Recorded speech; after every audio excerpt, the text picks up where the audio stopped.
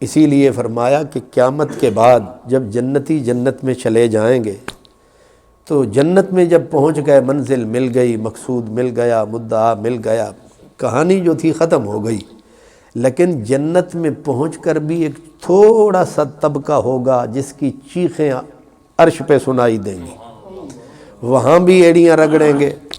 اب انہیں صدا آئے گی کہ میری جنت میں تمہیں چین نہیں ملا، میری حوروں کو دیکھ کر تمہاری آنکھوں کو قرار نہیں، سکون نہیں ملا، انگور کھجور کھا کے تمہیں سکون نہیں آیا، تو باقی تو ساری مخلوق کہے گی مولا کمال ہو گیا۔ ظاہر ہے جنت ہے، انعام ہے، لیکن ایک تھوڑا سا قلیل سا طبقہ ہے جو وہاں بھی ایڑیاں رگڑ رہا ہے، رو رہا ہے، تو اللہ تعالیٰ پوچھے گا تمہیں قرار چین کیوں نہیں ہے؟ وہ صدا دیں گے قسم ہے تیرے حسن کی، نہ انگور کے لیے مرے تھے، نہ کھجور کے لیے مرے تھے، نہ حور کے لیے مرے تھے، ہم تو حسن حضور کے لیے مرے تھے۔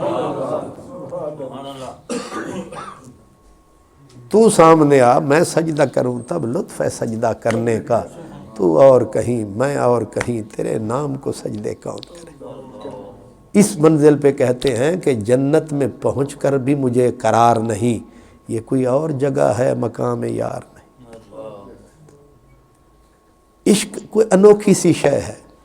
لیکن یہ اسی کو سمجھ آتا ہے جس نے کیا ہوتا ہے، ورنہ لوگوں کے لیے پگلا پن ہوتا ہے۔ اسی لیے کہا گیا کہ اللہ تبارک و تعالیٰ نے انسان یا آدمی کو جو پیدا کیا ہے، اس کے جو اجزاء ہیں، عناصر ہیں ترکیبی جن سے یہ بنایا گیا ہے، اب ہمیں تو یہی کہا جاتا ہے نا ہوا پانی فلاں فلاں، تو یہاں پر اصفیاء کہتے ہیں کہ اس کے خمیر میں ایک عنصر عشق کا بھی رکھا گیا ہے، اس کا خمیر میں رکھا گیا ہے۔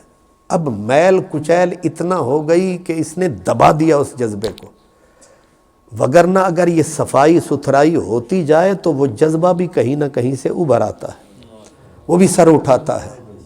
اور اگر وہ عشق کا جذبہ انسان کے خمیر سے نکال دیا جائے، پھر ایک پتھر میں، روڑے میں اور انسان میں کوئی فرق، اگر اس سے زیادہ بے ادبی والا لفظ ہو، ایک گدھے میں اور انسان میں کوئی فرق؟ ایک گدھا بھی تو کھاتا پیتا ہے، وہ بھی اپنی ضروریات پوری کرتا ہے، وہ بھی بچے پیدا کرتا ہے، تو کہا یہ ایک محبت ہی تو ہے جو کھوتے سے انسان کو الگ کر رہی ہے، لیکن جس میں یہ نہیں ہے، اسی لیے جو صوفیہ ہیں انہوں نے بہت زور لگایا ہے۔ حضرت میاں محمد بخش قادری رحمۃ اللہ علیہ وہ کہتے ہیں جنہ دے من عشق سمانا رونا کم اُنہ، دوسرے مقام پہ کہتے ہیں جنہ دلاں وچ عشق نہیں رچیا، جنہ دلاں وچ عشق نہیں رچیا کتے انہاں تو چنگے۔ بڑے سخت لفظ ہیں۔